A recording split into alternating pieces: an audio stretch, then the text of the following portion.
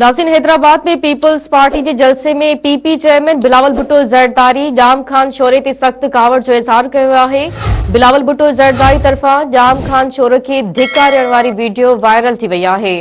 चूंड मुहिम के सिलसिले में पीपल्स पार्टी तरफा गुज़िरियल ॾींहुं हैदराबाद के हुसैनाबाद वारे इलाइक़े में पावर शो किया वियो हो।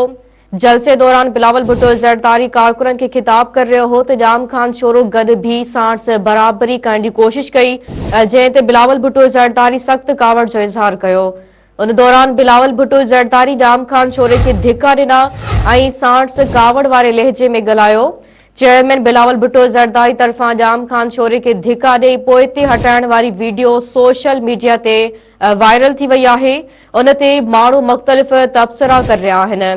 वाज़े रहे तो जाम खान शोरो अॻूणो सूबाई वज़ीर पीपी हैदराबाद जो अॻवान ऐं पीएस 60 कासमाबाद जो उम्मीदवार पिण आहे। नाज़रीन, हिकु भेरो ॿीहर अवां सां ब्रेकिंग न्यूज़ शेयर कयूं। हैदराबाद में पीपल्स पार्टी के जलसे में पीपी चेयरमैन बिलावल भुट्टो ज़रदारी जाम खान शोरे ते सख्त कावड़ जो इज़हार किया है। बिलावल भुट्टो ज़रदारी तरफा जाम खान शोरो के धिक्का ॾियण वारी वीडियो वायरल थी वई है। चूंड मुहिम के सिलसिले में पीपल्स पार्टी तरफा गुज़िरियल ॾींहुं हैदराबाद के हुसैनाबाद वारे इलाइक़े में पावर शो किया वियो हो।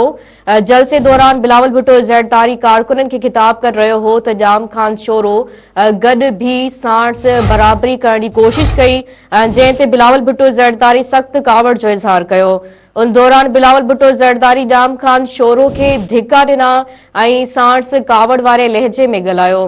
चेयरमैन बिलावल भुट्टो ज़रदारी तरफा जाम खान शोरे के धिक्का ॾेई पोइ ते हटाइण वारी वीडियो सोशल मीडिया ते वायरल थी वई आहे। उन ते माण्हू मुख़्तलिफ़ तबसरा कर रहिया आहिनि। वाज़े रहे तो जाम खान शोरो अॻूणो सूबाई वज़ीर हैदराबाद पीपी हैदराबाद जो अॻवान ऐं पीएस 60 कासमाबाद जो उम्मीदवार पिण आहे।